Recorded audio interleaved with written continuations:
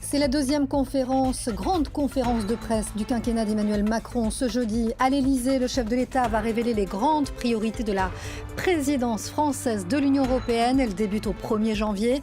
On voit les détails dans ce journal. Crise politique au Burkina Faso. Le Premier ministre Christophe Dabiré a présenté sa démission, entraînant celle du gouvernement. Un départ, vous le verrez, sur fond de colère de la population face à la gestion de la menace djihadiste. Et puis coup de projecteur sur cette étoile qui s'est illuminée dans le ciel de Barcelone. Elle brille sur l'édifice le plus emblématique de la ville, la Sagrada Familia. La plus grande des 9 tours déjà achevées a été inaugurée. Retour sur un chantier initié il y a près de 140 ans dans ce journal. Bonjour à tous et bienvenue si vous nous rejoignez sur France 24. Pandémie oblige, seulement une centaine de journalistes a été conviée dans la salle des fêtes de l'Élysée ce jeudi. C'est la deuxième grande conférence de presse d'Emmanuel Macron depuis le début de son quinquennat. Un seul ordre du jour, l'Europe et le programme de la présidence française de l'Union européenne. Elle va débuter en janvier et cela pour 6 mois. Elle va forcément coïncider avec la présidence française. Alors, quelles sont les priorités pour l'Europe d'un président bientôt en campagne? On voit ça avec Marc Pope. Remettre sur pied l'Union européenne, voilà le défi de taille qui attend Emmanuel Macron. Pour cela, le chef de l'État qui s'apprête à prendre la tête de la présidence de l'Union européenne pour 6 mois veut axer sa politique autour de 3 maîtres mots: relance, puissance et appartenance. Il faut bien dire que les chantiers ne manquent pas. Le premier d'entre eux est sans conteste l'épidémie de Covid-19 qui a entraîné une crise sanitaire et économique sans précédent. La question des frontières devrait également être prédominante à l'heure où de nombreux migrants affluent aux portes de la Pologne et où la Russie menace les frontières de l'Ukraine. Emmanuel Macron plaide ainsi pour une Union européenne plus autonome militairement. Un sommet sur la défense est d'ores et déjà prévu d'ici le mois de mars. Autre sujet que la France devrait aborder, la réforme des accords de Schengen, le paquet climat avec la taxation carbone ou encore la refonte de la relation avec l'Afrique. Depuis son élection en 2017, le président français ne cesse de se poser en défenseur de l'Europe face au nationalisme et au populisme qui se répandent. Des priorités qui devraient toutefois se heurter aux divisions des 27 pays membres. La présidence française est par ailleurs perçue comme un avantage pour Emmanuel Macron, potentiel candidat à sa réélection lors de la présidentielle prévue en avril prochain. Un scrutin qui complique toutefois sa tâche.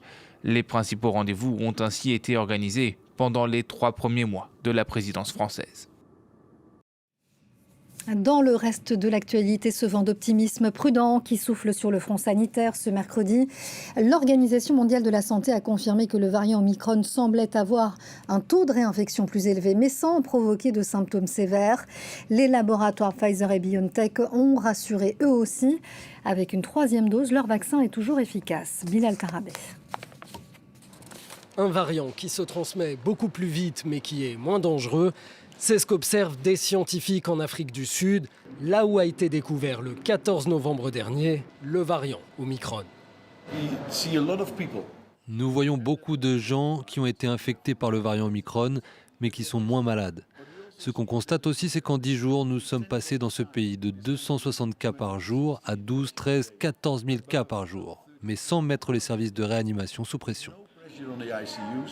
Un constat à prendre avec prudence pour l'Organisation mondiale de la santé. Les premières études qui remontent d'Afrique du Sud suggèrent un risque accru de réinfection avec le variant Omicron.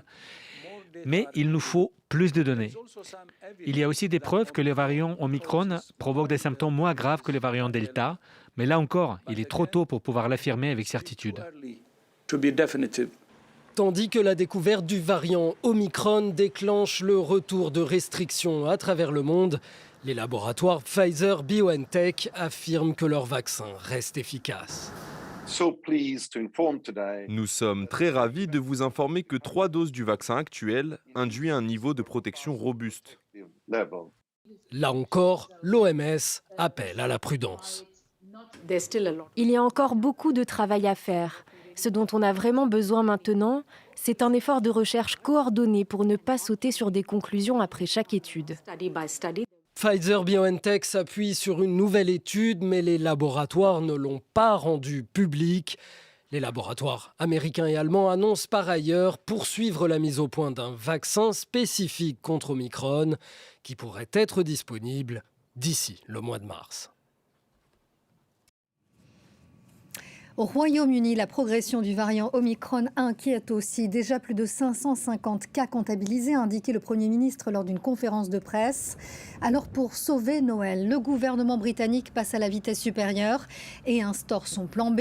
Au programme, incitation au télétravail et pour la première fois, un pass sanitaire est instauré. Écoutez Boris Johnson. Il est de plus en plus évident qu'Omicron se développe beaucoup plus vite que le précédent variant Delta et qu'il se répand rapidement dans le monde entier. À partir de ce vendredi, nous étendrons l'obligation légale de porter un masque dans la plupart des lieux publics ouverts, y compris les théâtres et les cinémas. Nous rendrons également le pass sanitaire obligatoire pour entrer dans les boîtes de nuit et les lieux où se déroulent de grands rassemblements. Ceux qui accueillent plus de 500 personnes en intérieur, ceux qui accueillent plus de 4000 personnes en extérieur et tout type de lieu accueillant plus de 10 000 personnes.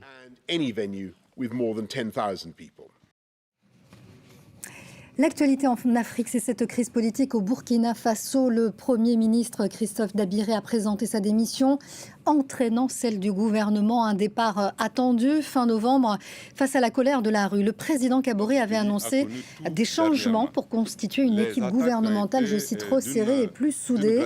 Un nouvel exécutif pour faire face aux défis djihadistes. Le récit de Bilal Tarabé. C'était le 27 novembre dernier.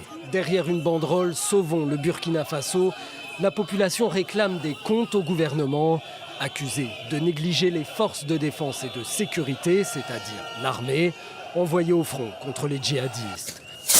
Environ 15 jours plus tôt, une attaque djihadiste contre un détachement de gendarmerie à Inata, dans le nord du pays, avait fait plus de 50 morts. Si les FDS ne peuvent rien dire, nous les épouses, nous allons sortir pour dire à ce gouvernement qui envoie nos maris de façon injuste à l'abattoir. C'est donc finalement le Premier ministre burkinabé qui a fait les frais de la colère de la population. Christophe Dabiré a présenté sa démission ce mercredi, entraînant celle de tout son gouvernement qui reste chargé de gérer les affaires courantes jusqu'à la nomination du prochain exécutif. Après la tuerie d'Inata, le président Kaboré, lui aussi visé par la colère d'une partie de la population, avait sous-entendu la possibilité d'un remaniement à venir. Oui, j'ai compris votre message, qui nous invite à un changement de paradigme. Ici, c'est une manifestation contre un convoi de l'opération Barkhane qui a dégénéré. Les Burkinabés, excédés par les violences djihadistes, sont en colère contre leur gouvernement, mais aussi en colère contre les forces françaises. Depuis 2015, ces attaques djihadistes ont fait environ 2000 morts et déplacé près d'1,5 million de civils. Afrique toujours avec ce bilan revu à la hausse au Cameroun. Les affrontements intercommunautaires dans le nord du pays, à Kousséri, ville frontalière du Tchad, ont fait au moins 30 morts. Information de nos sources sur place. Selon le préfet de la région, des pêcheurs mousgoum ont attaqué des quartiers de bergers arabes. Beaucoup ont fui vers le Tchad, faisant craindre aujourd'hui une crise humanitaire. On vous emmène maintenant en Afghanistan où la famine menace. Depuis l'arrivée des talibans il y a 4 mois, fini les aides internationales, les aides financières, le système bancaire est paralysé et l'assistance humanitaire a du mal à arriver aux zones reculées. Selon un rapport de l'ONU, 24 millions de personnes souffrent déjà de la faim. Reportage Dorothée Olyric. Dans ces grottes survivent les plus pauvres, les plus vulnérables. Des Afghans qui vivaient avec 2 ou 3 euros par jour avant l'arrivée des talibans. Et qui aujourd'hui n'ont plus rien, pas même l'espoir. Qu'est-ce que vous avez à manger à part des pommes de terre? Je n'ai que ça, et du pain, rien d'autre. Depuis l'arrivée des mollahs, il y a 3 mois, on n'a mangé ni viande, ni fruits, ni légumes. On n'a presque plus rien à manger. Pas de travail, pas d'argent. Je tape sur mon estomac pour faire taire la faim. Depuis l'arrivée des talibans, la plupart des ONG ont disparu du paysage. Une équipe mobile de l'UNICEF est l'une des rares à intervenir, pas pour de la nourriture, pour des soins. Les infirmiers vont peser et mesurer des dizaines d'enfants, surveiller les courbes de croissance. Mais la crise humanitaire est là, selon les Nations Unies, la pire de l'histoire de l'Afghanistan. Pour l'instant, il n'y a pas d'espoir. On ne sait pas comment tous ces gens vont se nourrir cet hiver. L'ONU a annoncé qu'il pourrait y avoir 1 million de morts, mais ça sera peut-être plus encore. Des millions d'enfants sont directement menacés par la famine. Il suffit de se rendre à l'hôpital le plus proche pour constater que la famine s'est bel et bien installée. Les consultations sont de plus en plus nombreuses pour des problèmes de malnutrition. Ne sont hospitalisés que les cas les plus sévères par manque de place et de personnel. Je suis très inquiète. Mon cœur est brisé. À cause de la guerre, on a été déplacés à plusieurs reprises. Et on n'a rien. C'est pour ça que mon enfant est dans cet état. D'ici 2 à 3 semaines, la neige aura recouvert toute la région. L'ancien gouvernement déblayait les accès les plus reculés. Aujourd'hui, les talibans sont dépassés et ont bien du mal à gérer le pays. Les villageois ici pourraient se retrouver pris au piège. Tous les regards se sont tournés vers le ciel ce mercredi à Barcelone. Coup de projecteur sur l'édifice le plus emblématique de la capitale catalane. La Sagrada Familia, la plus grande des 9 tours déjà achevées, a été inaugurée. Une gigantesque étoile de verre et d'acier, vous le voyez, de plus de 5 tonnes, s'est illuminée à plus de 138 mètres de hauteur. Retour sur un chantier pharaonique initié il y a près de 140 ans avec Ethan Hadji.